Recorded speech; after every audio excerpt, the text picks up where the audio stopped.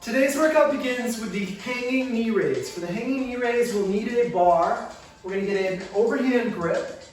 We have these palms facing grips, that's okay.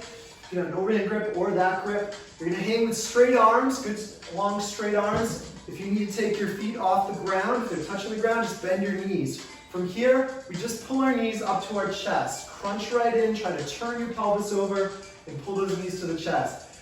We go back down slowly. If you have to keep your knees bent, that's what you'll do here. If you can straighten your legs down, you'll do that. Just pull up as much as you can and really try to squeeze your butt up towards your belly.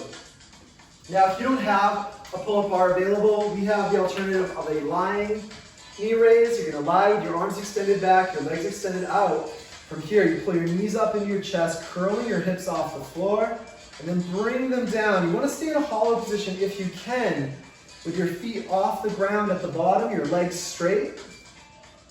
If that's too difficult, you can come down to rest your heels between each rep.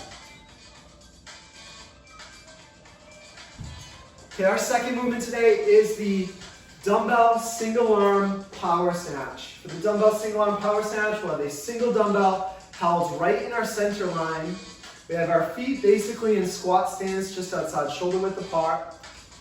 From here, we're pushing our hips back, bending our knees enough to get that dumbbell to touch the ground or come as close as possible to it. Our back is flat, abs are engaged. From here, we're going to rise up slowly, bringing that dumbbell into the hip. And then from there, we extend the legs and hip aggressively, shrugging the shoulder, pulling the elbow back, and locking the dumbbell out with a straight arm, knuckles right over the ankles. From here, we stand up tall, bring the dumbbell down to the shoulder, down to the hang, and we're doing reps on one side before we move to the other side today. So we'll see a few more reps here. Keeping the dumbbell close to the body with that shrug and that elbow back is critical. Now, if you don't have a dumbbell, you can use a kettlebell. Also, with a single arm, it has a slightly different technique you'll have to learn. Alternatively, you can use a loaded bag, a plate, a heavy dumbbell or heavy kettlebell, and perform this with two hands. That's what we'll show here.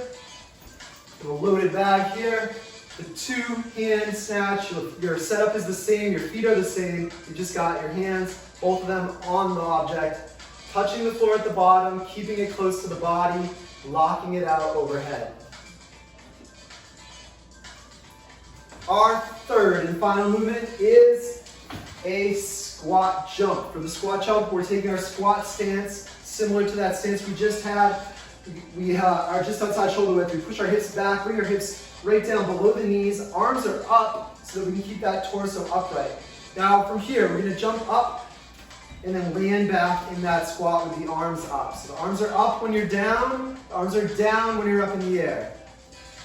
We are in an apartment, so we're not jumping too high. We're trying to keep the noise down. If you're able to, you should jump your head as high as possible into the sky. Now, if you really need to stay quiet, we have an alternative of a squat to a heel raise. Just go up on your toes at the top of each squat. Have a great workout.